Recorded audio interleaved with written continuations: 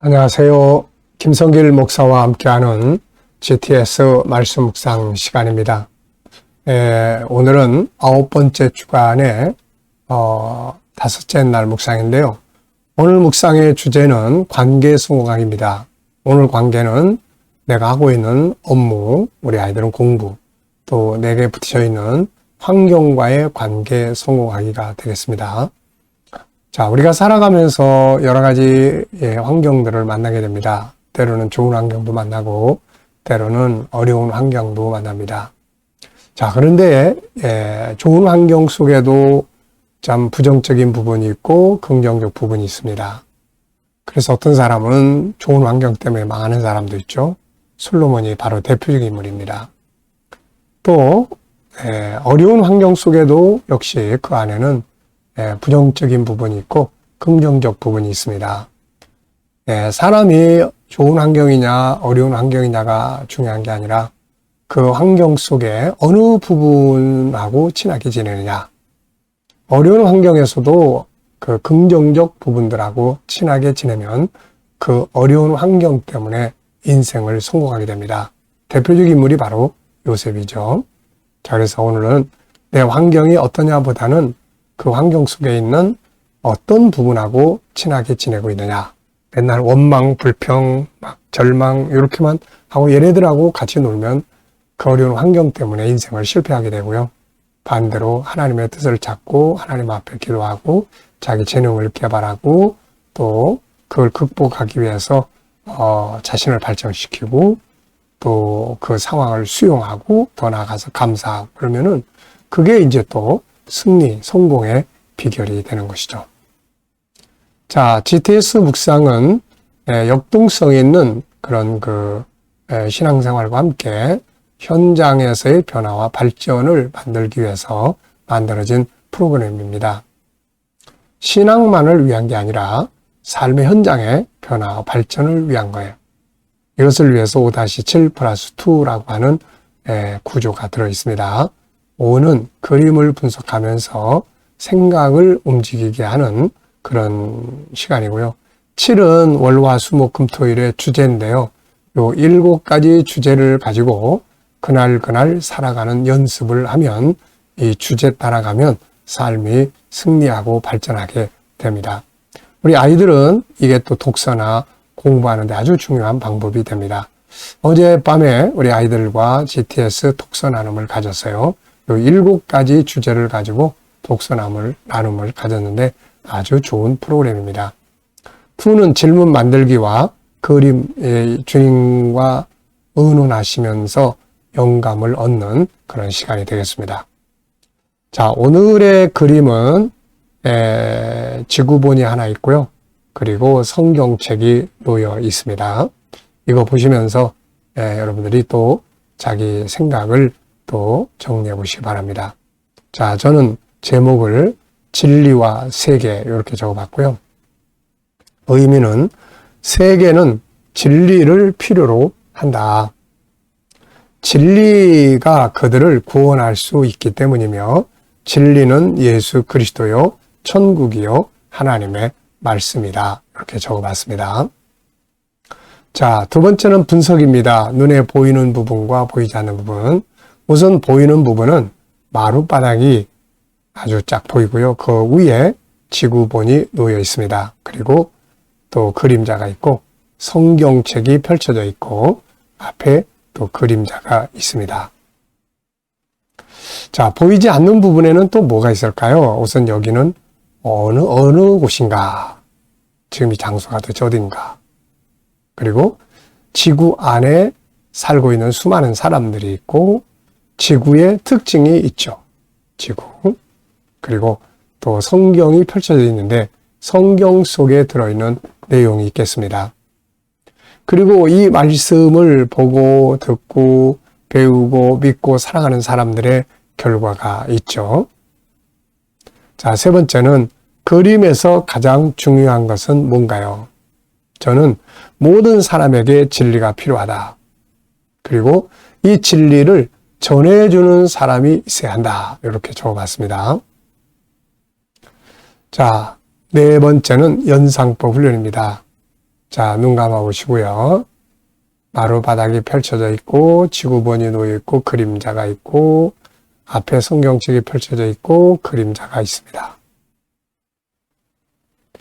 네, 오늘 그림은 그렇게 복잡한 그림이 아니니까요.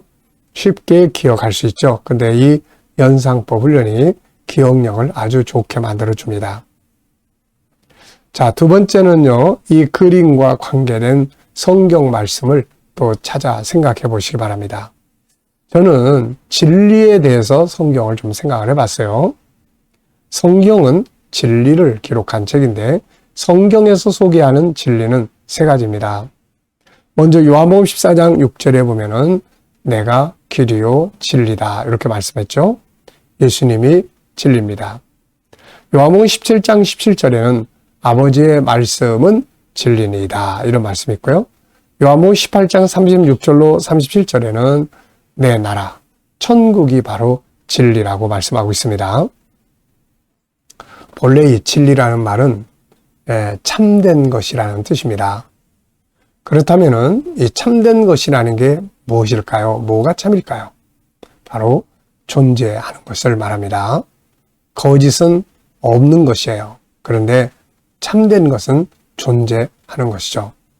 존재를 하되 잠깐 있다가 없어지는 게 아니라 영원히 존재하는 것이 바로 진리가 되겠습니다. 우리가 살고 있는 이 세상의 것들은 진리가 없습니다. 눈에 보이는 것들 다 나중에 가보면 사라지고 그래서 영원한 진리가 없는 거죠. 그래서 보이지 아니하지만 영원히 존재하는 것, 이 세 가지가 바로 진리입니다. 그래서 요한복음은 이 세 가지의 진리를 설명하고 있는 거죠. 예수님, 하나님, 보이지 않지만 영원하신 분들. 또 아버지의 말씀은 반드시 이루어지기 때문에 진리라고 합니다. 그리고 천국은 영원히 사라지지 않는 곳이죠. 그래서 우리가 진리라고 말할 때 예수님, 하나님, 그리고 말씀, 그리고 천국이 되겠습니다.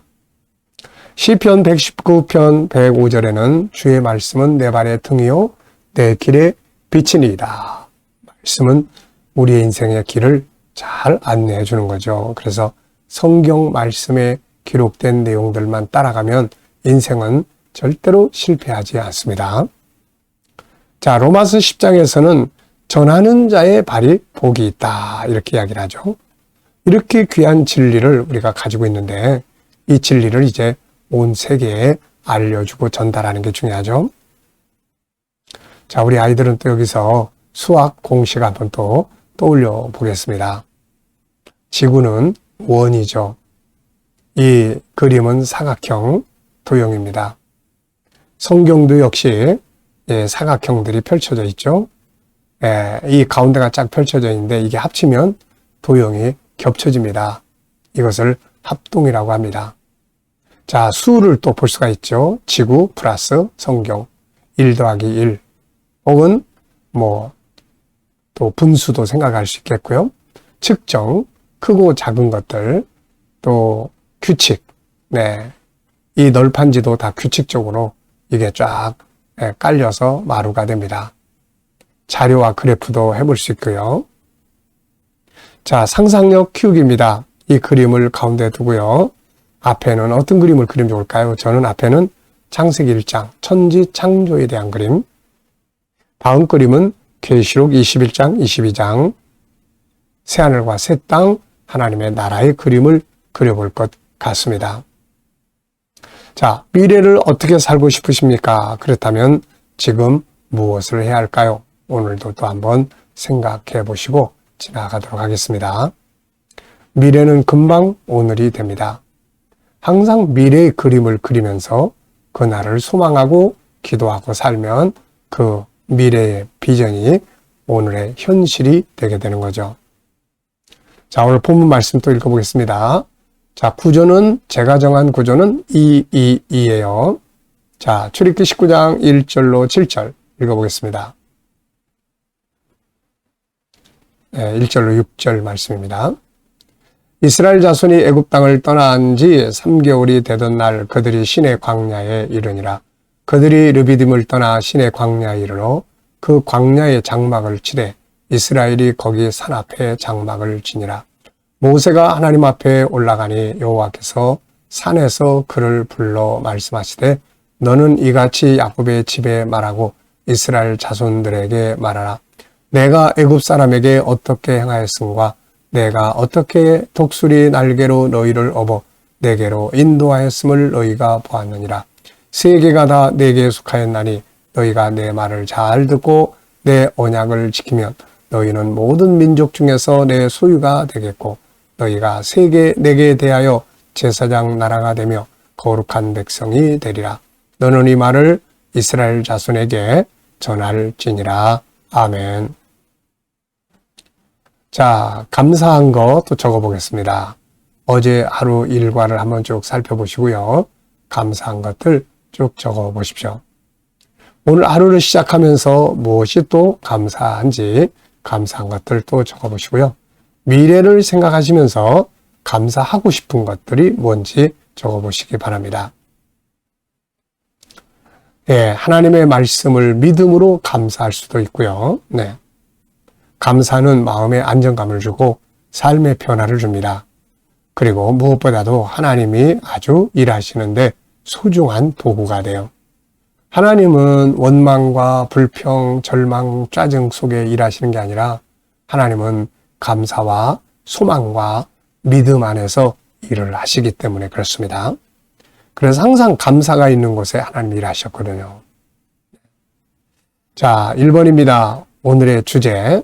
본문에서 나의 업무나 환경에 적용해 볼 수 있는 내용은 뭔가요?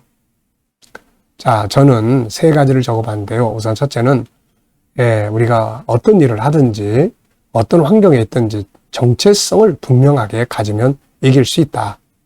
우리가 가져야 될 정체성이 뭡니까? 하나는 본질적 정체성인데요. 창세기 1장 27절 나는 하나님을 닮은 하나님의 형상대로 만들어진 하나님의 자녀다. 이거예요. 세상을 다스릴 수 있는 존재다. 이게 우리의 본질적인 정체성입니다. 현실적으로는 나의 위치, 내가 서야 될 자리, 내가 가지고 있는 직분 이런 것들이 바로 나의 정체성이 되겠습니다. 나는 하나님을 닮은 세상을 다스릴 수 있는 하나님의 사람이다. 이 정체성을 명확하게 가지면 우리 앞에 있는 문제들을 다스릴 수가 있게 됩니다. 그러나 자기 정체성이 약하면 세상 앞에 지게 되는 거죠. 자, 2번째는 세계가 다 하나님의 것이다. 그래서 우리가 어떤 업무를 하든 어떤 환경에 살든 바로 세계를 꿈꾸고 세계를 위해서 세계를 구원하기 위해서 일하고 기도하고 살아가는 것이 중요한 일이 되겠습니다. 비록 내가 하는 일이 작을지라도 그 일이 세계 선교에 또 다른 사람들 영향력을 끼칠 수 있는 일이 될 수 있도록 의미를 잘 만들어야 합니다. 자, 3번째는 하나님의 영광을 위하여 일을 하는 것이죠. 그래서 일을 성실하게, 부지런하게, 능력 있게 잘해야 합니다. 그래야 세상 사람들이 우리를 보고 하나님의 영광을 인정해 줄 수가 있게 되는 거죠. 이게 바로 제사장으로 선임된 사람들이 해야 될 중요한 일입니다. 2번째입니다. 하고 있는 업무나 공부를 더 효과적으로 즐겁게 하기 위해서 필요한 건 뭘까요? 자, 이 본문에서 말고 우리가 또 늘 기억하는 거 있잖아요. 하고 있는 일을 효율적으로 또 재미있게 하기 위해서는 업감 이친 의변 축비 주열스곡창 아시죠? 자, 업은 업무에 대해 업무의 존귀한 가치를 외쳐라 하는 겁니다. 내가 하고 있는 일이 얼마나 중요한 일인지 의미를 찾아서 외치는 거예요. 그 다음에 감사함으로, 그 다음에 이해력을 키워라. 그 다음에 내가 하는 일과 친해져라. 그 다음에 의변 축비, 의미를 찾아라. 그 다음에 변화를 추구하라. 그리고 축복하라. 그 다음에 비전을 만들어라. 주열스공창, 주인의식을 갖고 열정을 다하고 그 다음에 스스로 만족해하며 그리고 공익적인 일이 되게 해라. 나만을 위한 게 아니라 다른 사람들의 유익을 위한 일이 되게 하는 거죠. 그리고 창의력으로 일을 해라. 뭔가 항상 창의적인 게 필요해요. 이렇게. 3번째입니다. 어려운 환경을 유익하게 만들기 위해서 필요한 것들은 뭘까요? 자, 우리가 항상 G7에서 어려운 환경을 유익하게 만들기 위해서 우리가 훈련하는 것들이 있죠. 우선은 어려운 환경 속에는 긍정적 부분하고 친하게 지내야 된다. 긍정적 부분. 요게 중요합니다. 또 하나는 하나님의 관점으로 그 상황을 꼭 볼 수 있어야 합니다. 어떤 일도 내 관점에서 보면은 실패하기 쉬워요. 그런데 하나님의 관점으로 보면은 의미가 있고 가치가 있고 능력이 있게 되고 기적이 있는 거죠. 자, 그 다음에는 이제 감사할 수 있어야 합니다. 감사하고 그 일을 어려운 환경을 받아들여야 돼요. 자꾸 그거를 왜 나한테 이런 환경이 오고 막 이러면은 안 됩니다. 하나님이 나에게 이 환경을 주셨으니 내가 순종하자. 이 순종이에요. 이게 겸손이거든.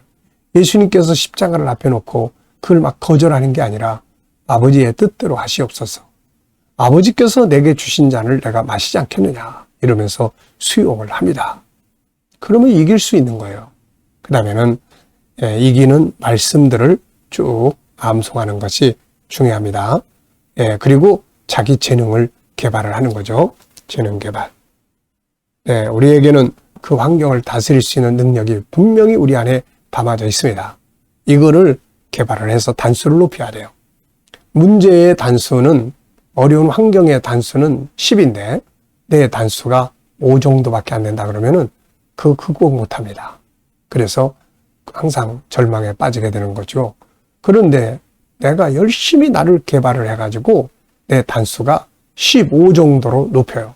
그러면은 문제의 단수가 10이면 충분히 넉넉하게 이길 수가 있게 되는 거죠. 우리는 그렇게 해서 세상을 이기는 자들이 될 수가 있습니다. 자, 문제가 부딪히면 승리의 말씀들을 무조건 많이 외워야 돼요.